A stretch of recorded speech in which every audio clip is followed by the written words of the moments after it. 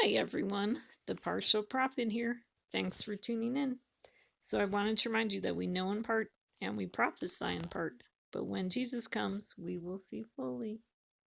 Okay, so today we're going to talk about the 1335 days and about peace and safety. Okay, so this is Daniel's statue from Daniel 2. And so we have the 7 kings on the statue.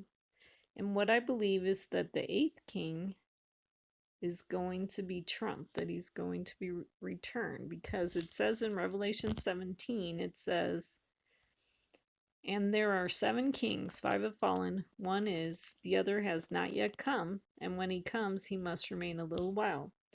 The beast which was and is not is himself also an 8th, and is of the 7, and he goes to destruction. So what I believe is that Trump is the 6th king that becomes the 8th king when he returns. And he goes to destruction, him and his followers. And so I believe that we only have Biden for a little while. And so what's interesting too in Daniel 2, when we're talking about the statue, so it talks about the 3rd kingdom of bronze, which will rule over all the earth. Okay, and the bronze is it's okay, it talks about the bronze being like the belly and the thighs of bronze. And so what's interesting about the 3rd kingdom is that it says 3rd kingdom of bronze, which will rule over all the earth. So if you've been following Biden, like, you know, he's been working with the G7, but then there's a lot of other countries that he works with and stuff like that. And then right now they're trying to work on getting this Saudi deal. So Biden definitely has a lot of influence on the world stage, surprisingly. So that's why I believe that Biden is this 3rd kingdom of bronze. Okay, and then when it talks about the 4th kingdom, let's see, the 4th kingdom, and then the 4th kingdom is as strong as iron, inasmuch as iron crushes and shatters all things. So goes along with that concept of destruction. So belly and thighs of bronze, and then the legs of iron, and so I think they connect to Netanyahu and Trump. But also, I mean, I have on the picture here, I have Trump and BLM for the legs of iron. And then moving down to the feet being MAGA, the MAGA people, and Joe Biden.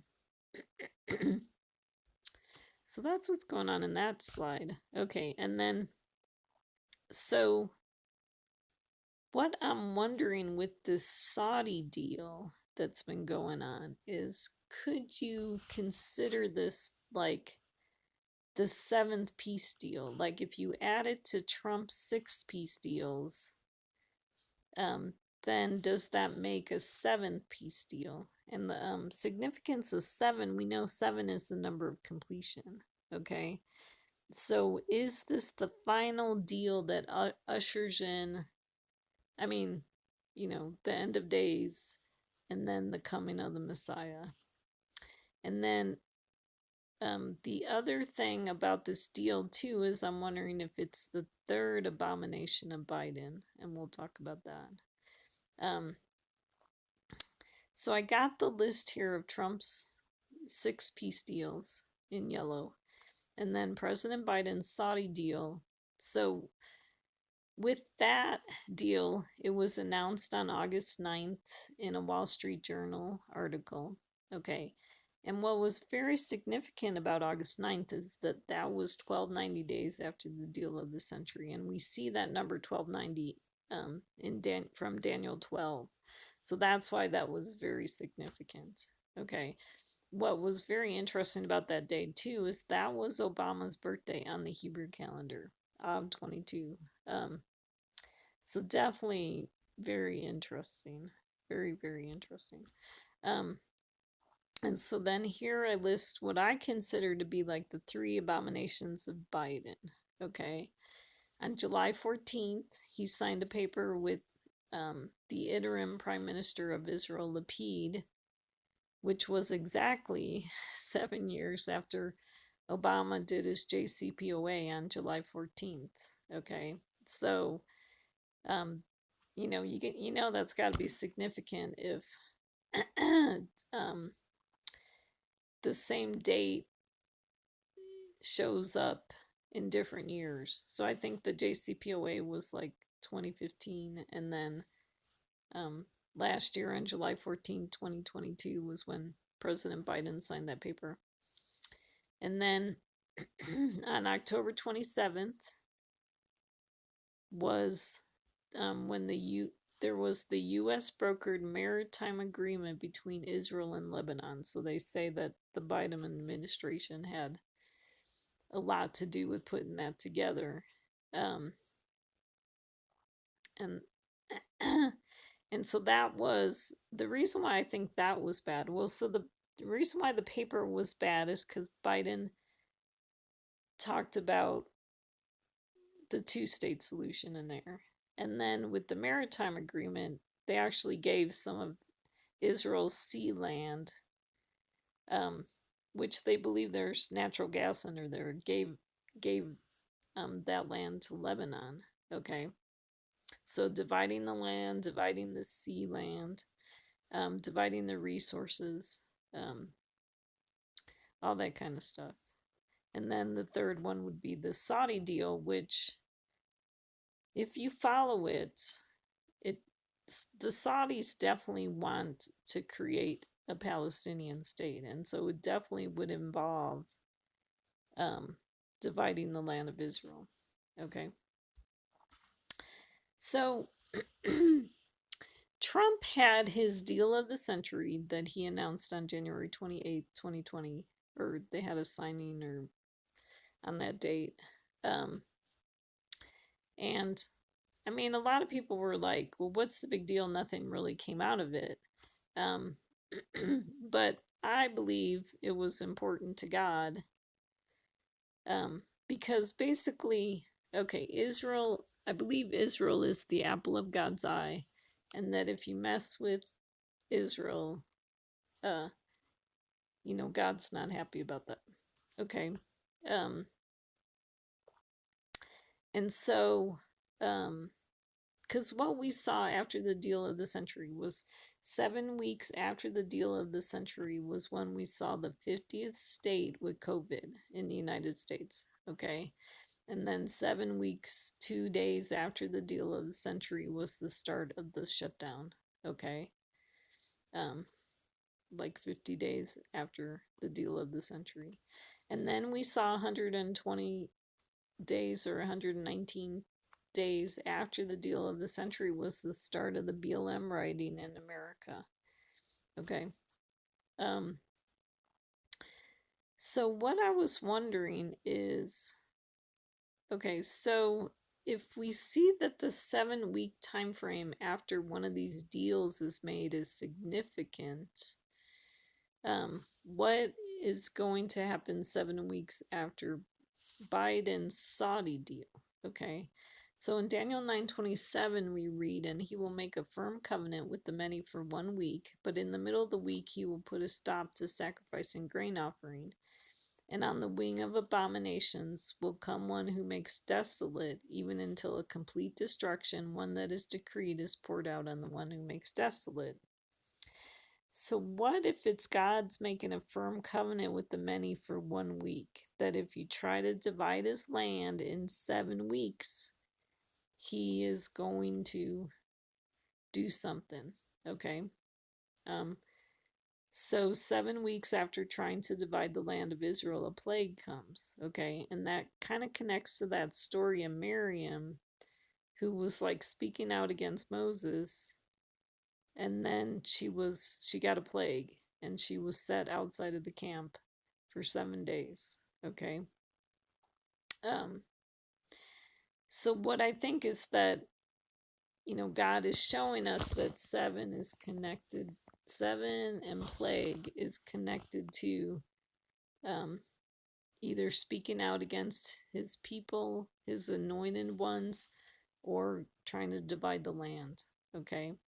Um, so what I'm wondering is God going to cut the 7 weeks short for his people that love the land? Okay. Because 7 weeks after August 9th is September 27th. Okay. And then like 7 weeks and 3 days is Sukkot. Okay. So it's possible that maybe he wouldn't do anything early. And that what would be interesting about Sukkot is, I mean, I really felt like the COVID shutdown was a type of Feast of Tabernacles. Like we were in our booths, okay, in the shutdown, okay.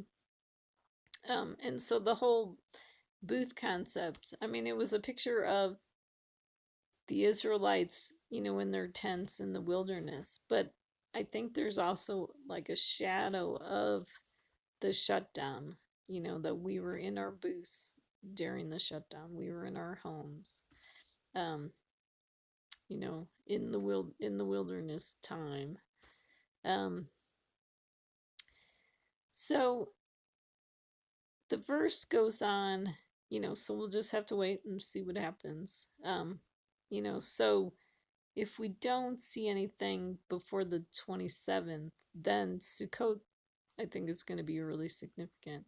But we've already seen now that ever since they've been talking about the Saudi deal, that COVID's been growing.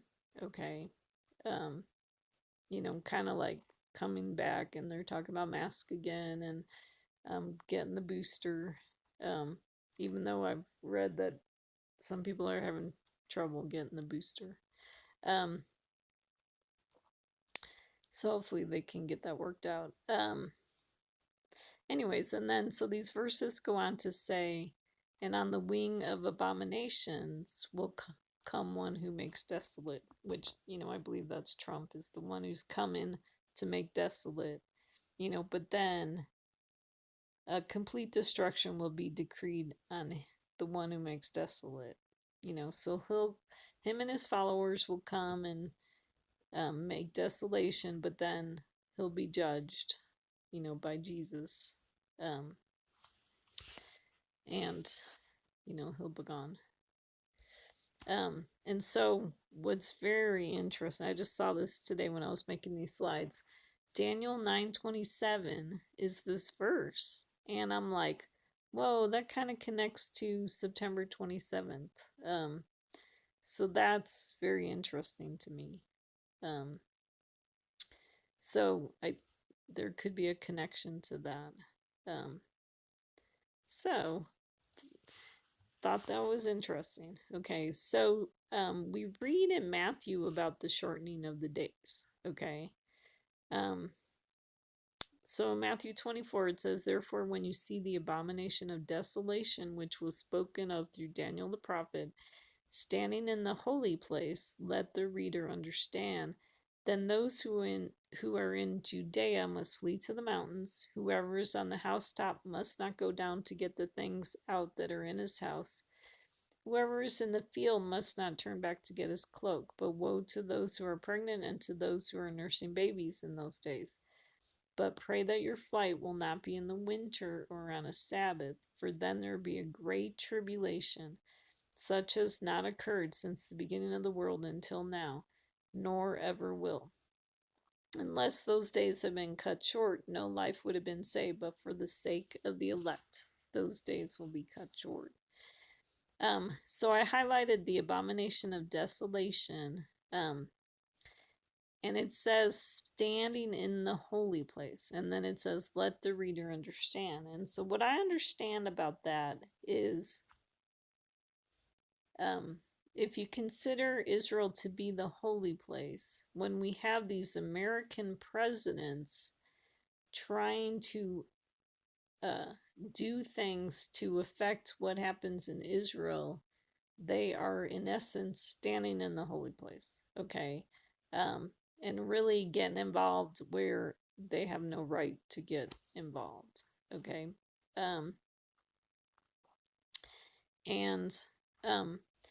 on the next slide, I put the Mark verses that say really similar things, but the way Mark says it is he says, but when you see the abomination of desolation standing where it should not be, let the reader understand. Then those who are in Judea must flee to the mountains. So, that concept of standing where it should not be. If you're the American president, you shouldn't be trying to decide what happens to Israel. Okay, you weren't given that leadership position. So that's what I believe.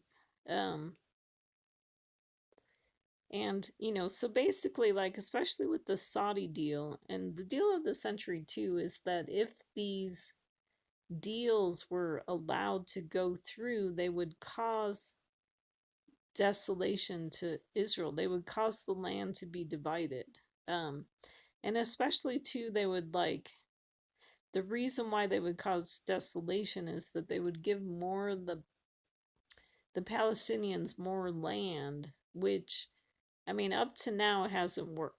I mean, when they're in the Gaza Strip or on the West Bank, they just become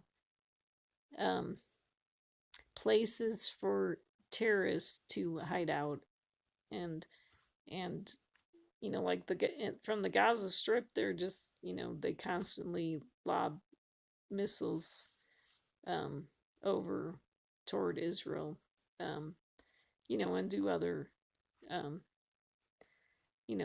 terrorist type activities. So it doesn't work to give the Palestinians land. Okay. So let's see. And so what I'm wondering too is it says, okay, pray that your flight will not be in the winter. So what if that part of that verse relates to the deal of the century? That the first time the flight, the 7-week judgment happened in the winter time after the deal of the century, and then maybe for the Saudi deal we'll see that happening on the Sabbath. So we just gotta wait and see what happens. But what it says is, so then there will be a great tribulation. Okay. So, which that could be, when God separates out his people, and the tribulation would be for his enemies. Okay. The wrath part of God's judgments. Okay, and so I have a list here of, I mean, we saw after all of Trump's peace deals, there was some kind of judgment that came. Okay. Hurricanes and winter storms and tornadoes. And so for the Saudi deal, so it's all kind of listed here. For the Saudi deal, we saw, so that happened on August 9th, but on August 8th was the Maui fire. And so to me, like, that was like kind of early judgment. So I think, God's maybe trying to say that he's really getting serious about people messing with Israel. And then August 20th, we saw Hurricane Hillary hitting California. They had an earthquake too on that same day. August 30th was Hurricane Idalia. What was interesting about these three events is they all related to the western side. Okay. Like Maui, the city of Lahaina was on the western side of Maui. Hurricane Hillary hit the western side of the United States, which is kind of unusual. And then Hurricane Idalia hit the western side of Florida. Okay. So to me, that makes me that's why I see them as judgments for the Saudi deal, because there's a connection with the Saudi deal and the West Bank. Okay, that they want to give the West Bank to the Palestinians. So that's the deal with that. So there is no peace. So in Jeremiah 6:1, it writes, "They have healed the brokenness of my people superficially, saying peace, peace, but there is no peace." I mean, with all these peace deals, I mean, when people talk about Trump, they say like he brought peace to the Middle East. And when everyone talks about this Saudi deal, they describe it as like the middle, just changing the face of the Middle East, and it's going to be like nothing we've ever seen before, in the world, in history. But they don't see that it doesn't bring true peace. Okay. And especially doesn't bring peace with God. Okay, so in 1 Thessalonians 5, we read, "Now as to the times and epochs, brethren, you have no need of anything to be written to you, for you yourselves know full well that the day of the Lord will come just like a thief in the night. While they are saying peace and safety, then destruction will come upon them suddenly like labor pains upon a woman with child, and they will not escape. But you, brethren, are not in darkness, that the day would overtake you like a thief." So I kind of made a list here of like everyone talking peace and safety. Okay, on September 19th, Netanyahu was meeting with Erdogan discussing the Saudi deal. September 20th, so this is all this past week. September 20th, Biden met with Netanyahu. They were discussing the Saudi deal and the Palestinians. On September 20th, Fox News had an interview with Saudi's leader that they call MBS, and I forget what that stands for. But he was discussing the Saudi deal. So I put in parentheses too, on September 20th was when we saw Trump tweeted. Okay, so he's not talking about peace. He tweeted to the Republicans, or used his social thing, telling them to defund the government. Okay. So I thought that was kind of interesting, because it's like in the midst of all these people saying peace and safety, we see kind of this thief in the night here, Trump being the thief in the night. So I don't know if you remember during Trump's presidency, like how many times the government shut down.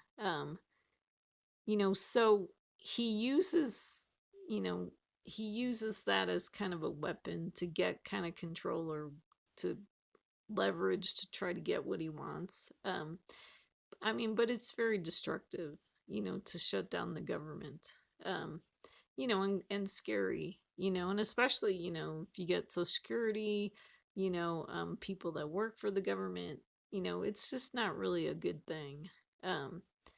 So I don't think that's good that he's calling on them to do that. So that's that. And then September 21st, was actually the International Day of Peace, okay, which I think connects to the UN.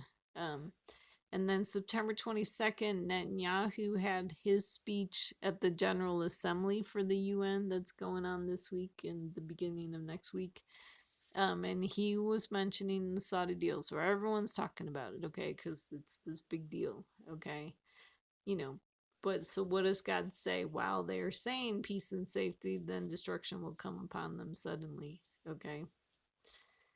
So those are those verses. So here's an AP article, which is that's talking about that interview that the Saudi crown prince did, okay. So it says Saudi crown prince says in rare interview every day we get closer to normalization with Israel. So they use that term like normalization, I guess, you know, kind of like kind of means peace. Um so I'm not exactly sure how it would be defined, but they, used it a lot to describe these quote unquote peace deals that, Trump had set up. Um, so let me read the article. Saudi Crown Prince, so here's his name, Mohammed bin Salman, said in a rare interview with Fox News on Wednesday, that's September 20th, that negotiations over Israel means the prospects of normalized relations between both countries get closer every day, but that treatment of Palestinians remains a very important issue to be resolved. So that's kind of like their red line, or their conditions on this normalization deal. Saudi Arabia is discussing a major agreement with the United States to normalize relations with Israel in exchange for a U.S. defense pact and aid in developing its own civilian nuclear program. I don't know if it's so good that the Saudis get nuclear. The Saudis have said any deal would require major progress toward the creation of a Palestinian state, which is a hard sell for the most religious and nationalist government in Israel's history. And I don't think God's too happy with it either. For us, the Palestinian issue is very important. We need to solve that part. Saudi Arabia's de facto leader, widely known as MBS, said on Special Report with Brett Baylor in an interview conducted in English, adding that there had been good negotiations so far. We got to see where we go, the prince said. We hope that we'll reach a place that it will ease the life of the Palestinians, get Israel as a player in the Middle East. He also denied reports that the talks had been suspended, saying every day we get closer. The interview aired shortly after President Joe Biden met with the Israeli Prime Minister Benjamin Netanyahu while both were in New York for the meeting of the UN General Assembly.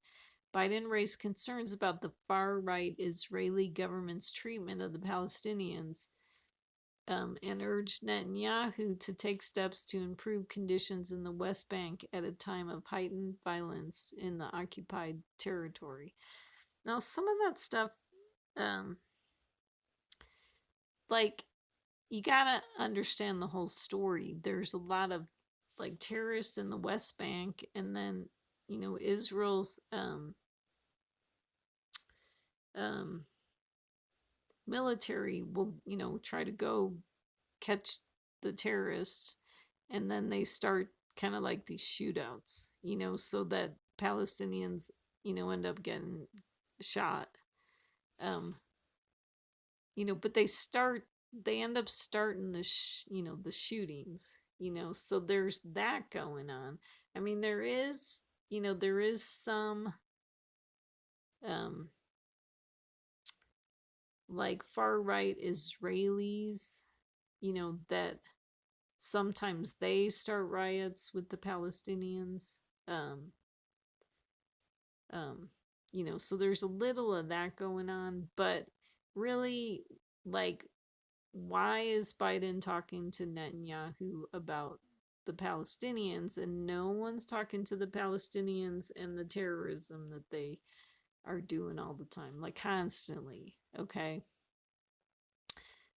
So it's just kind of a warped, way of dealing with it. Okay.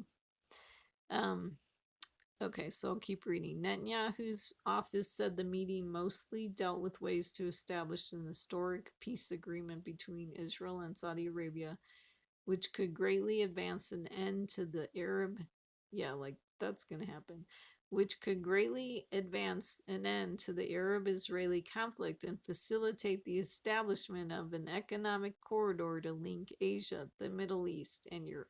So these people are delusional. Okay, Netanyahu's delusional. Like he's looking at it like with stars in his eyes. He wants to make a name for himself. He's also looking at the economic benefits. Okay, and all those peace deals that Trump did was all about the economics. Okay. But don't forget that Jesus cast out the money changers in the temple. Okay. So so the country of Israel, God established the country of Israel to be a country of prayer, not all this economic stuff. Okay. Okay, so then asked during the interview, continuing to read here, asked during the interview about working with someone as conservative as Netanyahu, Prince Mohammed said, if we have a breakthrough reaching a deal that gives the Palestinians their needs and making the region calm, we've got to work with whoever's there. National Security Council spokesman John Kirby told reporters before the interview was shown that it was best for the leaders of Israel and Saudi Arabia to speak to how close they think they are and where they think they are in the process. Obviously, we encourage normalization. We think it's good not just for Israel and Saudi Arabia, we think it's good for the whole region, Kirby said. Prince Mohammed was also questioned about the possibility of Iran eventually building a nuclear weapon and said, we are concerned of any country getting a nuclear weapon, and that if Iran were to get one, Saudi Arabia will seek to do the same. So that sounds great, huh? We will have to get one. That has worried nuclear non-proliferation experts who say the U.S. granting the kingdom the ability to enrich uranium itself could fuel a regional arms race. So could make the situation worse in the Middle East. Prince Mohammed had given very few interviews to Western media outlets, particularly since the 28 killing of Jamal Khashoggi, a Saudi dissident and Washington Post columnist. So I might skip all this stuff where it talks about the killing of Khashoggi. In the 5 years since, the kingdom has shed whatever pariah status it has, as focus has shifted to major diplomatic initiatives and progress on Vision 2030, the prince's wide-ranging plan for overhauling the economy, providing jobs for young people, and weaning the kingdom off oil revenues. So everyone just has all these crazy plans. Prince Mohammed was also asked about Jared Kushner, an ex-White House advisor and former President Donald Trump's son-in-law, who secured a $2 billion investment from Saudi Arabia's public investment fund to jumpstart his new private equity firm. The prince said, we look for global investment opportunities and that PIF keeps its commitments to investors, planning to do so even if Trump wins another term as president next year. Saudi Arabia. So there's definitely a lot of world business going on. Okay. So even Trump and his son-in-law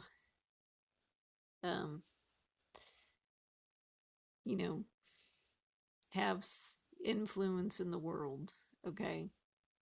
I mean, a lot of the stuff that the right accuses the left of doing is they're doing themselves. I mean, it's happening on both sides. Okay. Um, so there's conflicts of interest everywhere. Okay. Saudi Arabia has made major progress in winding down its devastating war with Iranian backed Houthi rebels in Yemen, this week hosting a rebel delegation in the capital, Riyadh. It spearheaded the return of Syria to the Arab League and in March agreed to a Chinese brokered deal to restore diplomatic relations with Iran, its main regional rival.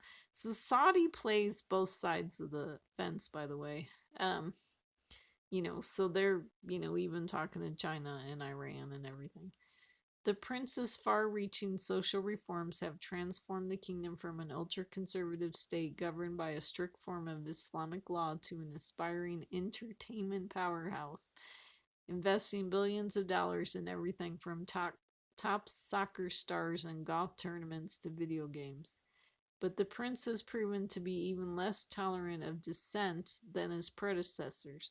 Saudis who speak out against his policies can face long prison sentences or even the death penalty, and that has even extended to Saudis living on U.S. soil. So he sounds like a really nice guy. The 38-year-old prince assumed day-to-day rule after his aging father, King Salman, named him next in line to the throne in 2017. Biden, who had vowed to make Saudi Arabia a pariah over the Khashoggi killing while campaigning for president in 2020, has since bowed to that reality, patching up relations with the crown prince while seeking his help in controlling oil prices and managing other regional issues. Which I think connects to the five unwise virgins that need oil.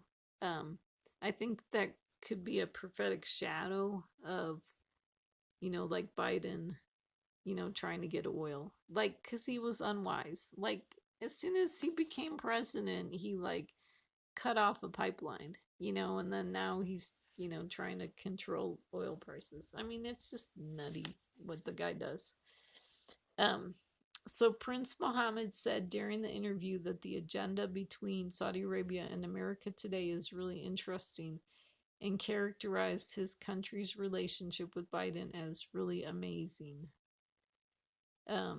He was also asked about critics who have accused Saudi Arabia of investing heavily in golf and other sports in attempted sports washing or spending to improve the kingdom's political image abroad. The prince said he wasn't bothered by such charges, and if sports investments continue to grow Saudi Arabia's gross domestic product significantly, then his country would continue to do sports watching. So basically, he could be as bad of a dictator as he wants because it gets hidden by their sports stuff that they do. I mean, just crazy stuff.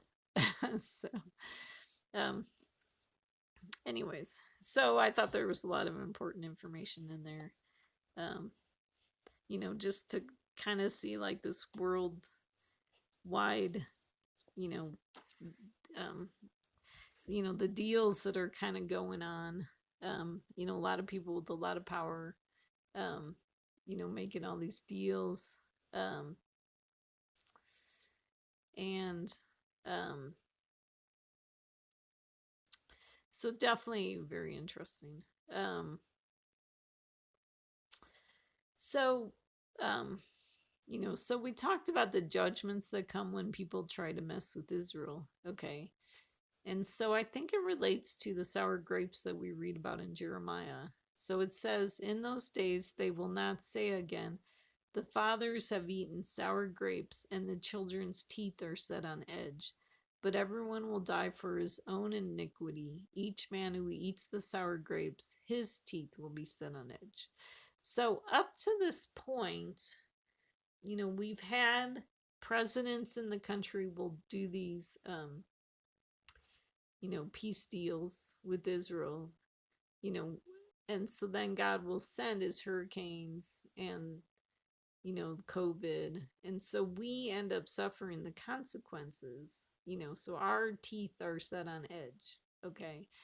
But in the millennial kingdom, um, so what's going to happen is there's going to be a change from what happens. And so instead of the children suffering the consequences, at some point, everyone will die for his own iniquity. Each man who eats the sour grapes, his teeth will be set on edge. So I'm looking forward to that. That'll be so much better. Okay, let's talk about 120 days. In Genesis 6, we read about this is before the flood of Noah. It says, "Now it came about when men began to multiply on the face of the land and daughters were born to them, that the sons of God saw that the daughters of men were beautiful, and they took wives for themselves, whomever they chose. Then the Lord said, My spirit shall not strive with man forever, because he also is flesh. Nevertheless, his days shall be 120 years." So we see this time frame of 120 um, being connected to God's judgment, okay? Because what we saw is 120 days after the deal of the century was when we saw the start of the rioting in America. And then 120 days after Trump's peace signings on September 15th was when he had his second impeachment vote. Okay. So we want to keep an eye on the 120 time frame, whether it's days or weeks or um so September 19th.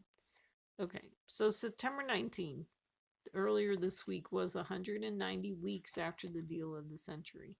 So if you remember that the 70th week after the deal of the century, so I have that in parentheses there, the second day of that 70th week was when the Israeli opposition party struck a coalition deal and Netanyahu was out. Okay.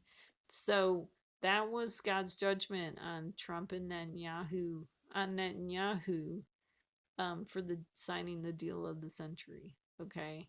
On the fourth day of the 70th week, that was when Trump was kicked off of Facebook and Instagram. No Facebook for 2 years.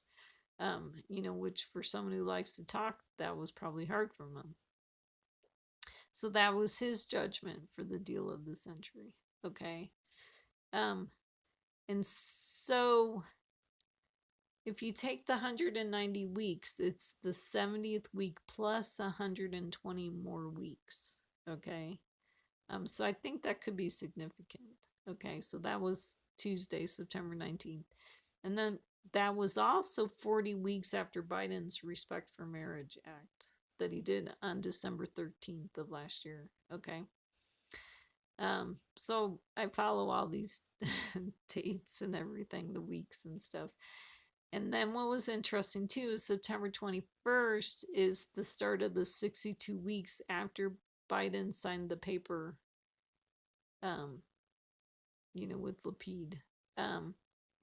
And so we know 62 significant, that a new leader will get a leadership position on 62. Like when Netanyahu was kicked out, it was June 2nd of 2021, and so we see that 62 number there, the 62.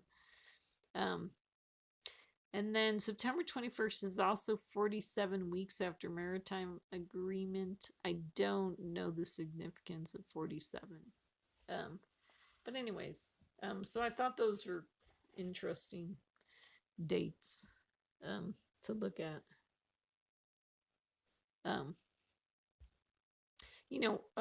Because the other thing I was going to say is that maybe during this 120 week is, that would relate to, God making a covenant for this week of this 120 and then stopping sacrificing grain offering in the middle of this 120 week.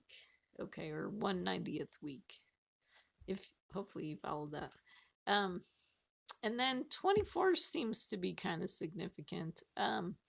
So last year on June 24th was when Roe v. Wade was overturned.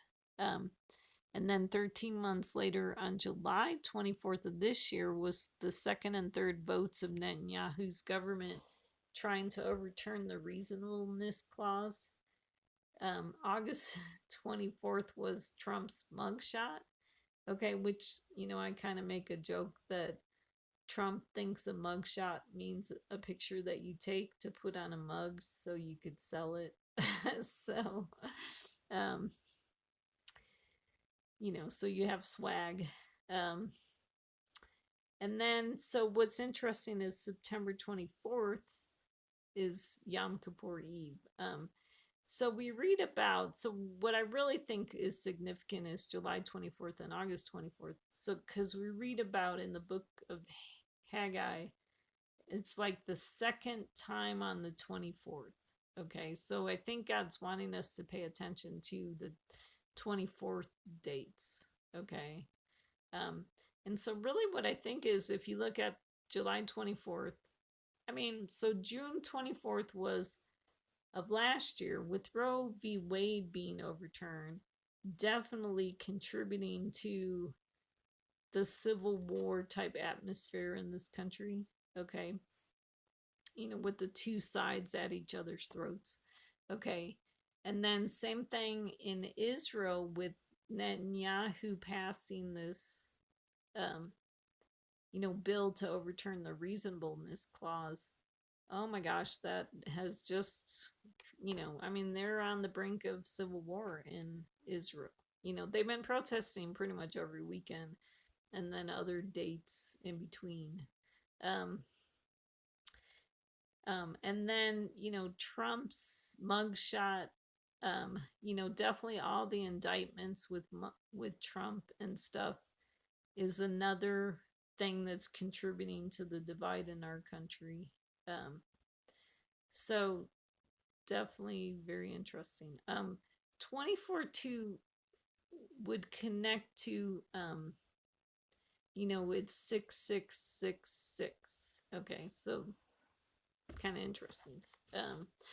We see, like Biden does a lot of stuff on dates that connect to 7, like July 14th, would be like 777, and so so Trump and Netanyahu connect to a lot of the dates, that connect to 6, so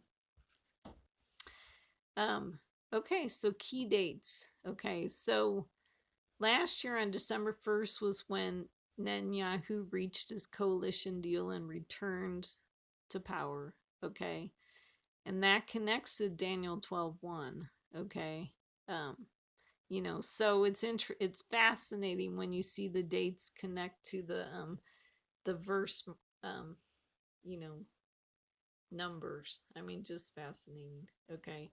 On December 13th of last year, we saw Biden signs his Respect for Marriage Act on week 150, which that could be 150 weeks after the deal of the century.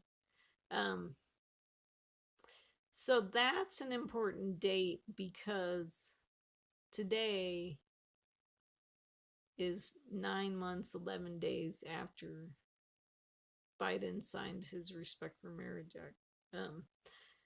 So that's why I listed that. And if you understand too, the Respect for Marriage Act, it's about, it could be really hard for God's people because it's like trying to keep people from speaking out or doing anything against, like gay marriage or,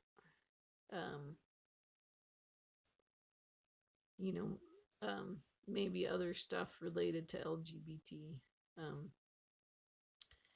So yeah, so not a good thing. So we skip a bunch of dates.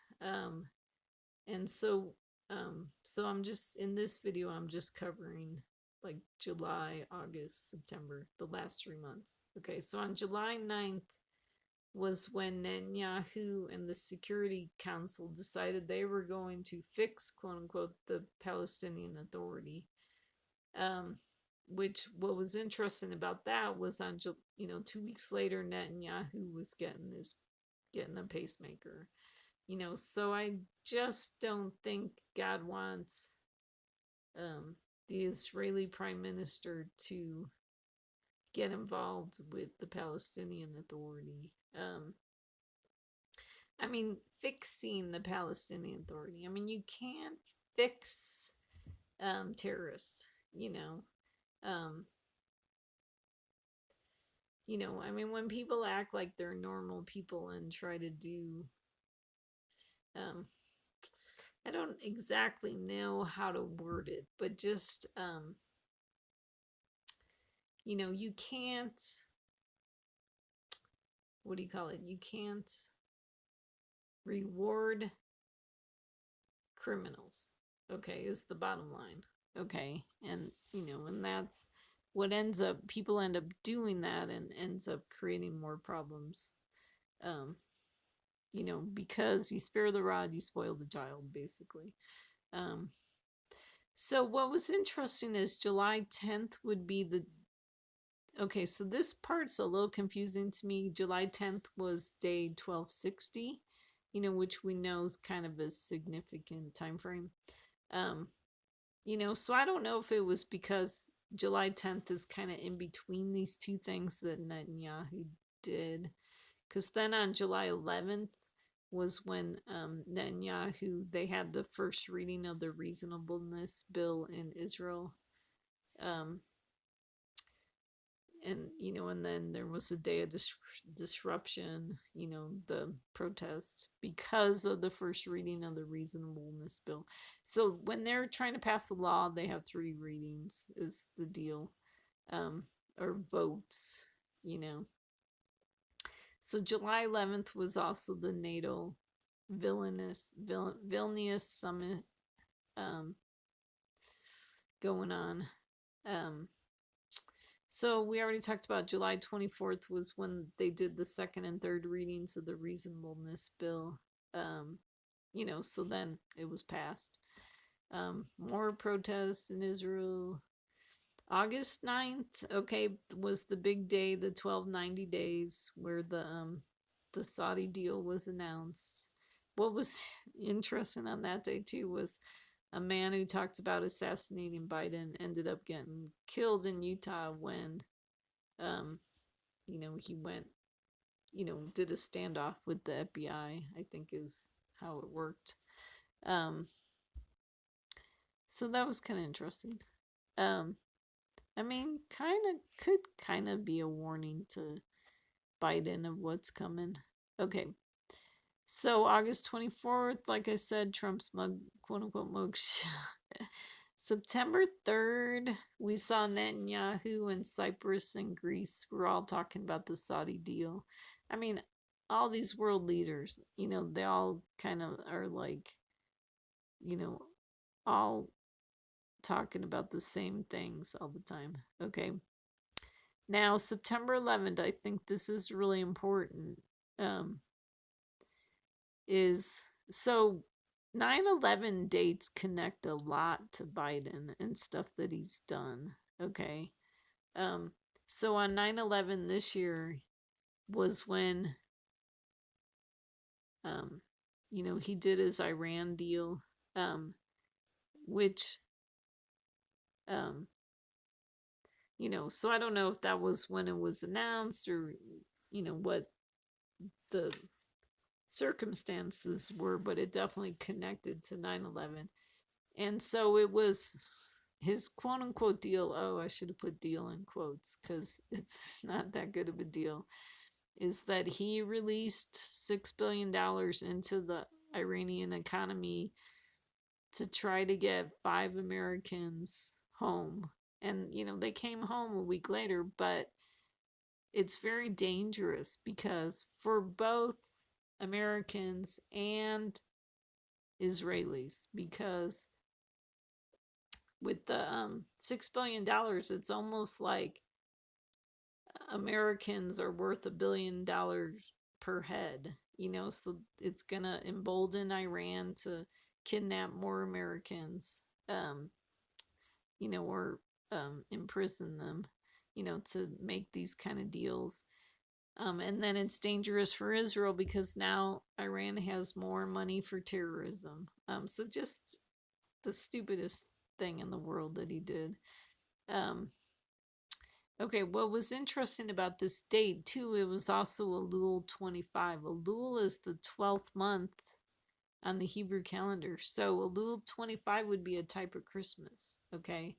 September 11th is also 3 years after the Bahrain quote unquote peace deal that Trump did. Okay. It's 22 years after the original 9/11. So 22 is interesting because that would connect to the eighth king. What was interesting on that date too was we saw Comet Nishimura before dawn on that date, which to me could connect to the Christmas type thing. Okay, like the Christmas star, and then it was also 9 months, 11 days from 12/1/2022, which was when Netanyahu got to power. So kind of weird, kind of interesting. So,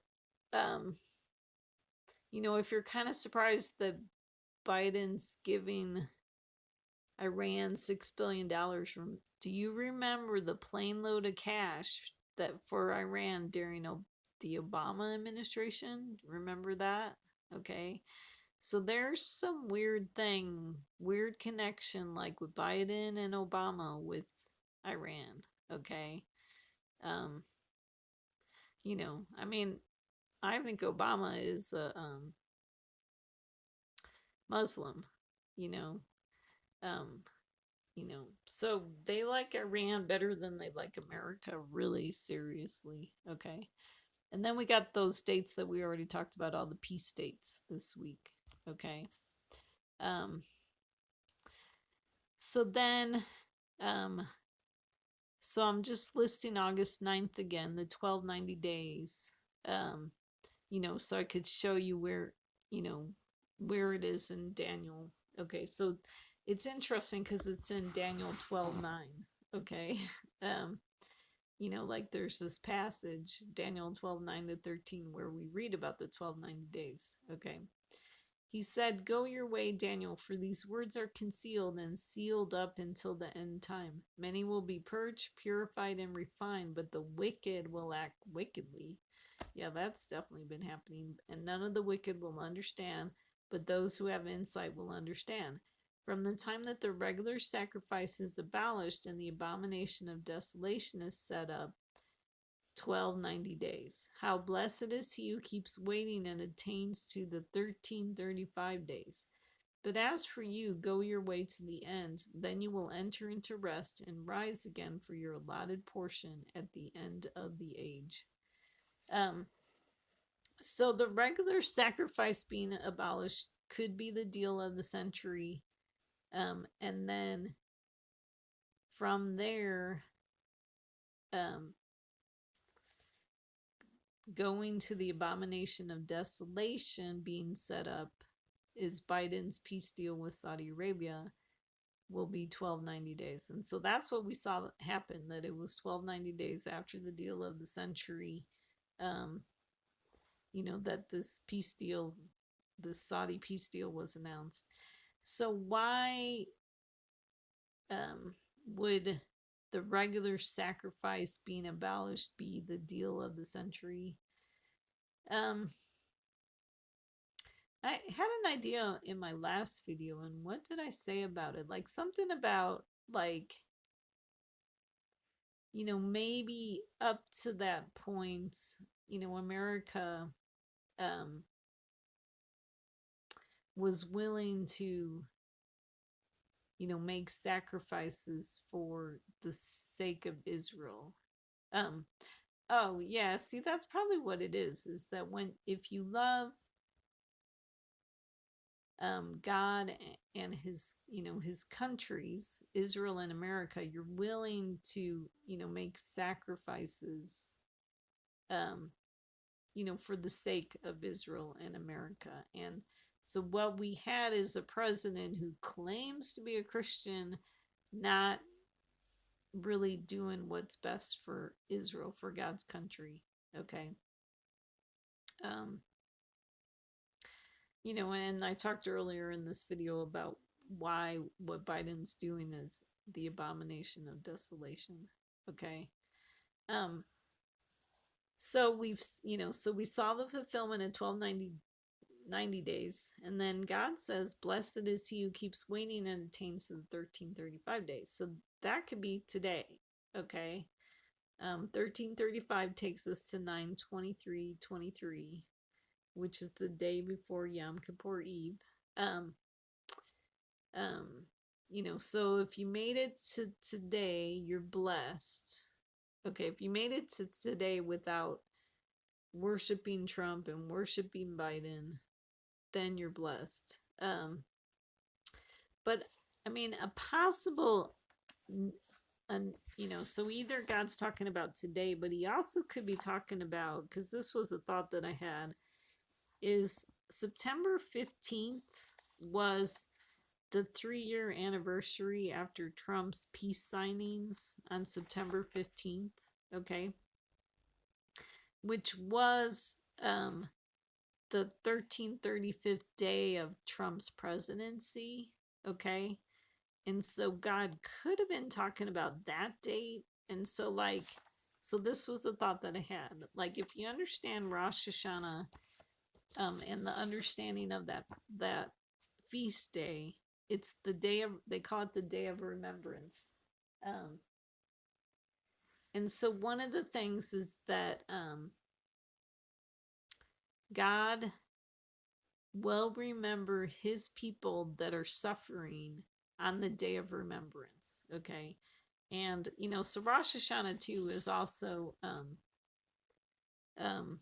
the New Year, the Jewish New Year. Okay. And so your life could be different in the new year, that God might remember you and bless you in the new year.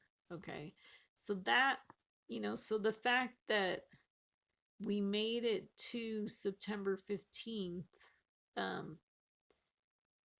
we will be blessed because God will remember us and give us a new year. Okay. So that was another possible fulfillment. Okay. I mean, because like if nothing significant happens today where we can see that we're really blessed, that maybe that's what God's talking about. Okay. Because then he does go on to say for the 13th, in verse 13, um,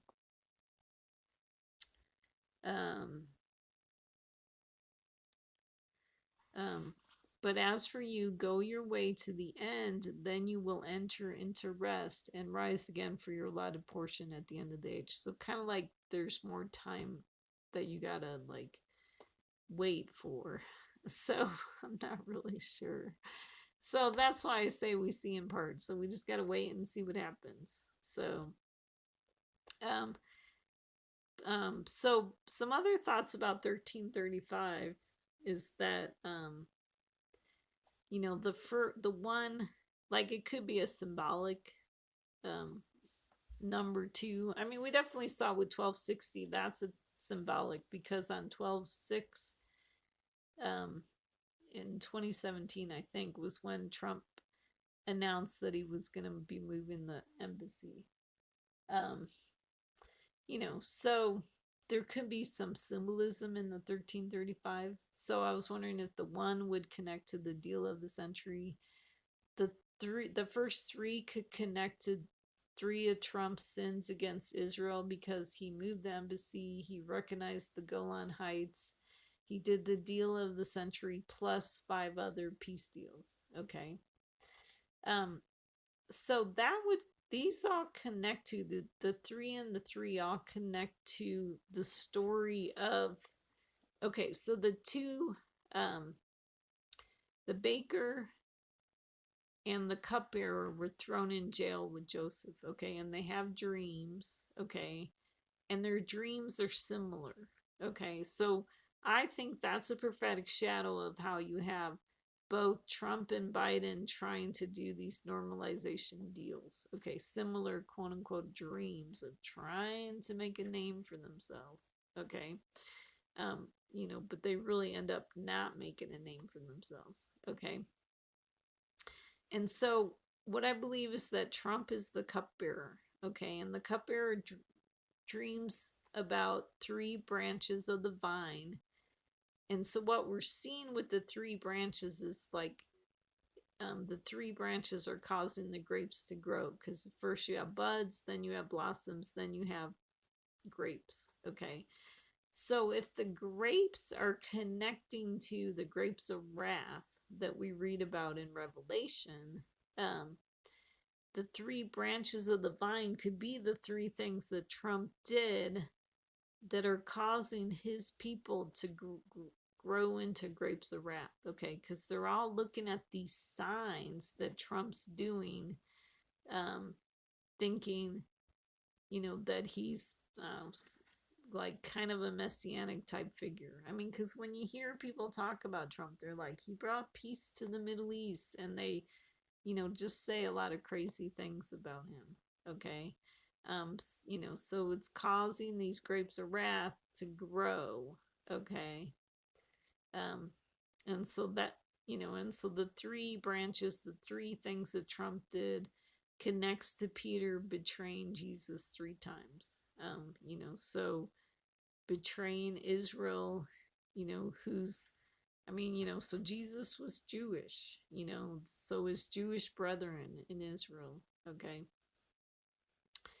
And then we have three of Biden's sins against Israel would be the 714 paper, the maritime agreement, and the Saudi quote unquote peace deal. Okay, so that I think he is the baker with the three baskets on his head, because in the third basket the birds are eating the bread. Okay, so we have Saudi Arabia wants Israel to give its land to the Palestinians. Okay. Um, so very similar, same thing to that. These three things connect to Peter betraying Jesus. Okay, 3 times. Okay. Um,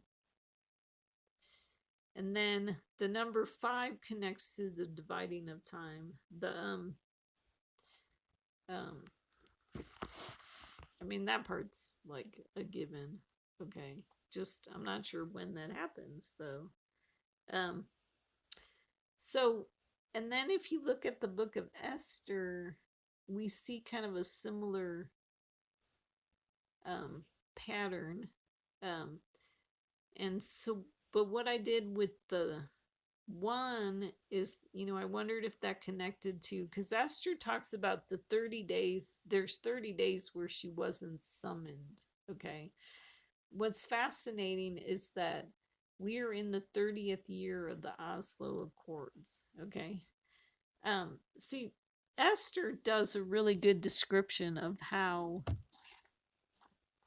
okay, if you read what Esther says,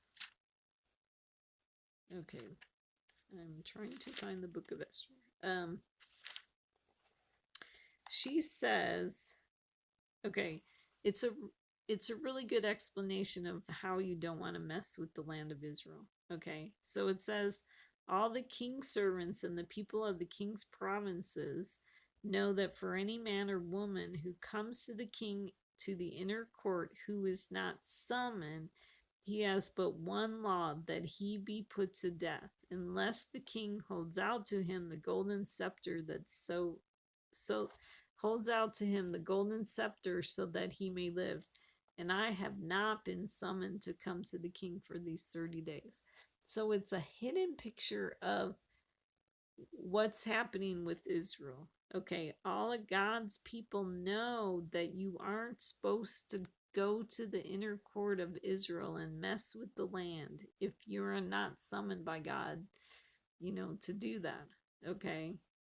And so God has but one law, that you be put to death. Okay, that's the judgment. I mean, unless you have the golden scepter, which the golden scepter would be Jesus, unless you're, protected by, um, Jesus dying for your sins. Um, but still, don't mess with Israel, okay? So, it's interesting that Esther says, I have not been summoned to come to the king for these 30 days. So, for 30 years in America, God has not been calling America to try to make peace in the Middle East, okay? And so it was interesting that 30 years ago, and so that happened on um, September 13th in 2023. See, it's interesting that it happened in September. Was when the Oslo Accords were signed in 1993. Okay, that's a Bill Clinton kind of thing. Okay, so it's kind of interesting that he's part of the bronze. Okay, um, so that's kind of some history stuff that you could read about. Okay, um, um, and we read about in the book of Daniel that if you pray to another god for 30 days, you get cast into the lion's den. Okay, so I definitely think that's connected. Um, a similar, you have that 30 time frame. Okay. Um, so basically, if, you're not following God's word, and you're following a president who's, um, you know, not following God or whatever, you'll get cast into the lion's den. So Esther talks about like assembling the Jews in Susa and fasting for 3 days, night or day. So that could connect to, like I said, the three branches of the vine. And then Esther said her and her maidens would fast in the same way, would connect to the three baskets of bread on the head. So I definitely think there's parallels. And then we learn a little bit more about the dividing of time from Esther. So then Esther says on the third day she's going to risk her life to go into the king, which is not according to the law. She's going to be a lawless one because she says, then if I die, I will die. Um, um, so I think what we're going to see on the third day, and so, you know, so I mean, the 23rd could be a third day because it's 3 days after Biden was meeting with Netanyahu. But then if nothing happens, we'll have to see if it connects to like the third day of Yom Kippur, or like the third day of Sukkot or something like that. What's interesting about the book of Esther is the gallows for Mordecai was 50 cubits high. Okay, so I think that connects to this dividing of time because we read in the story of how instead of Mordecai dying on the gallows, Haman ends up dying on the gallows. Okay, so when you try to kill God's people, you could end up dying on the same gallows that you built for God's people. Because there's another story in scripture that is really similar to that someone else ends up dying, and I can't remember what it is. You know, but that pattern is like repeated in the scripture. So and it has to do with like the reversal of fortunes. So okay, so today, so we'll just talk about today. What's significant about today? It's 1335 days after the deal of the century. It's when fall begins. It's 9 months, 11 days from 12/13/22, which was when Biden signed the Respect for Marriage Act. We talked about that. In 2015, what was really interesting in 2015, Obama met with the Pope on this day because it was Yom Kippur in 2015. Okay, which was a really bizarre, like, day to meet with the Pope. Okay. So definitely probably like a slap in the Jewish people's face. That was 8 years ago. So that we got that 8 number again. Okay. Eighth king. Okay. Um, Today is 3 years after the Breonna Taylor protests. I mean, I guess they happened numerous times, but September 23rd was one of the times. Okay, today, okay, so if Christmas on 9/11, if 9/11 is a type of Christmas, because I told you it's the 12th month, the 25th day on the Hebrew calendar, today would be a type of January 6th. So thought that was kind of interesting. What was interesting is we saw Hurricane Ophelia made landfall early Saturday morning near Emerald Isle, North Carolina, with 70-mile-per-hour winds. I mean, if you understand that God, like, is sending us signs, like Emerald Isle, okay, so that's the green island, that could be significant. 70-mile winds is definitely significant. The meaning of, and so I always look at the meaning of these hurricanes. The meaning of Ophelia is aid, help, benefit. The name Ophelia is sometimes spelled as Ophelia. Another name with a similar sound is Erdelia, a Hebrew derived name meaning I will thank God. Could be significant. So we'll see what happens. We had Hurricane Lee made landfall on Rosh Hashanah. Okay. And Lee stands for like light. Okay, so I thought that was significant too. So that was actually a week ago on September 16th. Okay. So definitely interesting. So the two witnesses, okay, in Revelation 11:7, when they have finished their testimony, the beast that comes out of the abyss will make war with them and overcome them and kill them. Okay, so we saw Biden was declared the winner on 11:7. And then it says, and their dead bodies will lie in the street of the great city, which mystically is called Sodom and Egypt, where also their Lord was crucified. Those from the people, tribes, and tongues and nation will look at their dead bodies for 3.5 days and not permit their dead bodies to be laid in a tomb. Okay, so I think I figured out what the 3.5 days connects to. Okay, so we're looking at dead bodies for 3.5 days. 3 years and 6 months after the COVID shutdown was on September 17th. Okay. So because then what happens is, and so that also connects to the 42-month time frame where they trample the courts for 42 months. Okay. That's in Revelation. Is that Revelation 11? That might be the beginning of Revelation 11. Let me look.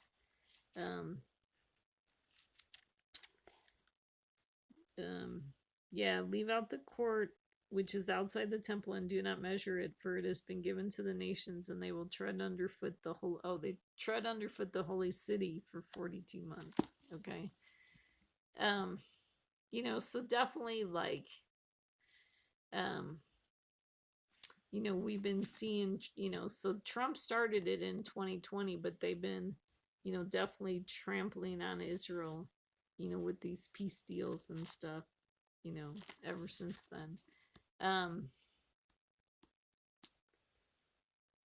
So then it goes on to say in verse 10, and those who dwell on the earth will rejoice over them and celebrate and will send gifts to one another because these two prophets tormented those who dwell on the earth.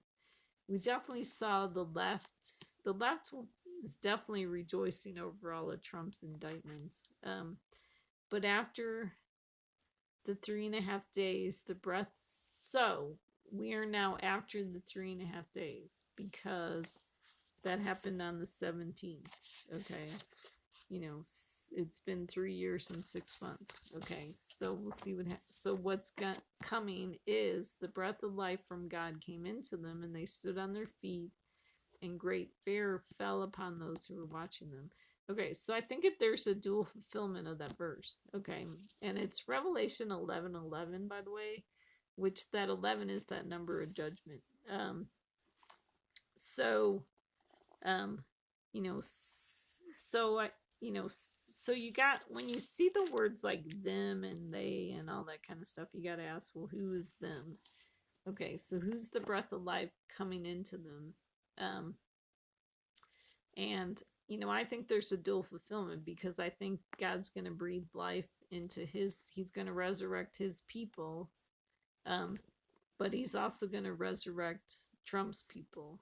And there's another verse that kind of talks about that. And so then it says they stood on their feet. So then it means that we are now going to be at the time of the feet of Daniel's statue. Okay. And and then, we see the rock, hitting the statue on the feet. Okay. Which the rock is a picture of Jesus. Okay, so odious. Okay, so these verses in Genesis 34 is another picture of this Saudi deal. Okay. Because, we have these two men, like a father and son, wanting to make a deal with, they want the daughter, which was Dinah, which was Jacob's daughter. And so they say, intermarry with us, give your daughters to us, and take our daughters for yourselves. So there's this mixing and mingling. Thus you shall live with us, and the land shall be open before you, live and trade in it and acquire property in it. So the Saudis want, like some of the nuclear stuff from America. They want to live and trade with us. And then, so Hamor and Shechem come to the gate of their city and spoke to the men of their city, saying, these men are friendly with us, therefore let them live in the land and trade in it. For behold, the land is large enough for them. Let us take their daughters in marriage and give our daughters to them. So let's see, I wrote that's Biden and Jake Sullivan speaking to the Israelis, saying, hey, trade with the Saudis. But it could be two other people too, saying trade with the Saudis. These men are friendly. Only on this condition will the men consent to us to live with us, to become one people, that every male among us be circumcised. Okay. So only on this condition will the Saudis make this deal, is they want Israel to give some of their land to the Palestinians. Okay. So we're definitely fulfilling these verses. Okay. Then it says, now it came about on the third day when they were in pain. So pain from the circumcision. Okay. Pain from the dividing, which that would be like the third day. The third day too connects to those three things that Biden did. Okay. But definitely the third day after the peace deal, maybe connecting to the third day after Biden talks to Netanyahu. We'll have to see how it gets fulfilled. But when they were in pain from the circumcision, two of Jacob's sons, Simeon and Levi, Dinah's brothers each took his sword and came upon the city unaware and killed every male. Okay, so that's a picture of Trump and his followers coming to attack in America. They killed Hamor and his son Shechem with the edge of the sword and took Dinah from Shechem's house and went forth. Jacob's son came upon the slain and looted the city because they had defiled their sister. Then Jacob said to Simeon and Levi, "You have brought trouble on me by making me odious among the inhabitants of the land, among the Canaanites and the Perizzites, and my men being few in number, they will gather together against me and attack me, and I will be destroyed, I and my household." So what did I wrote Biden and Netanyahu for Simeon and Levi, making them odious, but so we definitely know Netanyahu is making Israel odious. Okay, that their enemies are getting ready to attack Israel because they see, the civil war in Israel. And so Trump might actually be the other person. So it might be the two witnesses, because who's making America odious? So anyways, so definitely, I mean, Israel is definitely odious. So this is from Back to the Future. So, looking at this, the Twin Pines Mall, you have the 9/11 upside down there, and then you have the Lone Pine Mall connects to the 1335. Marty returns to the mall at 1:33. The mall is now called the Lone Pine Mall. Marty returns to the mall right when Doc is being shot by the Libyans. Okay, so the Twin Pines could connect to like Biden and Netanyahu, who are kind of working on this Saudi deal together. Because you got that 9/11 number. But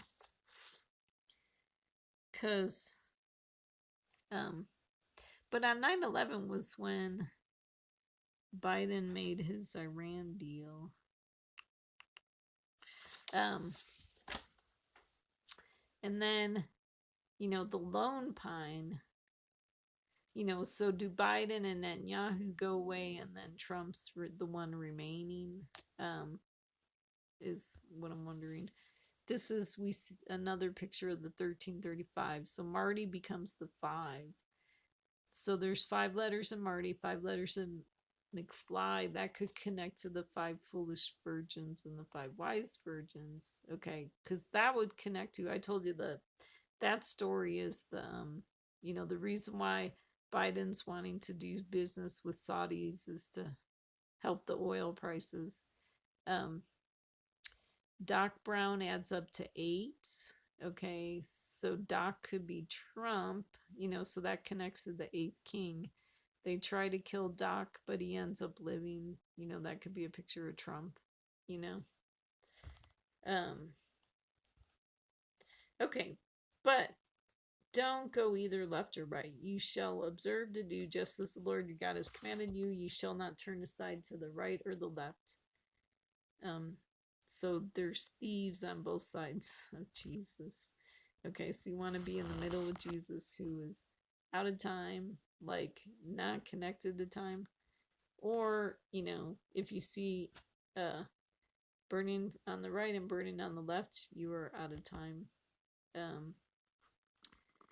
So we got the Sea of Biden on the left and the Sea of Trump on the right. You want to be on the dry land with Messiah where there's no lies. The great city was split into 3 parts, and the cities of the nations fell.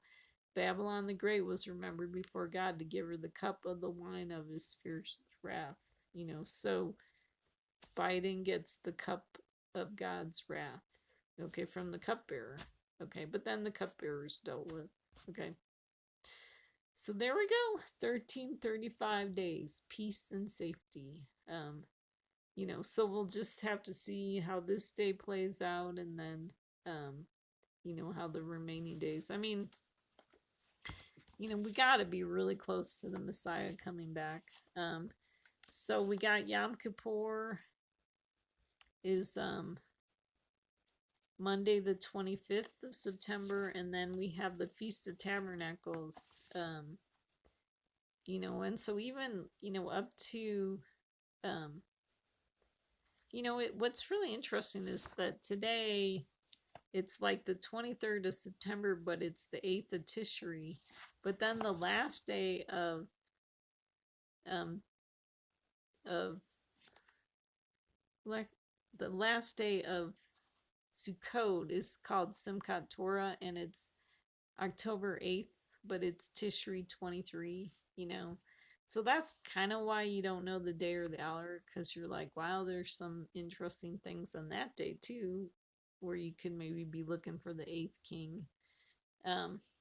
So that's why we don't know the day or hour. We just have to wait. Just hang in there. So that's my video for you today. Thank you so much for tuning in. So just hang in there. God remembered our suffering on Rosh Hashanah, and then, the Jewish people say on Rosh Hashanah it's revealed. What did they say?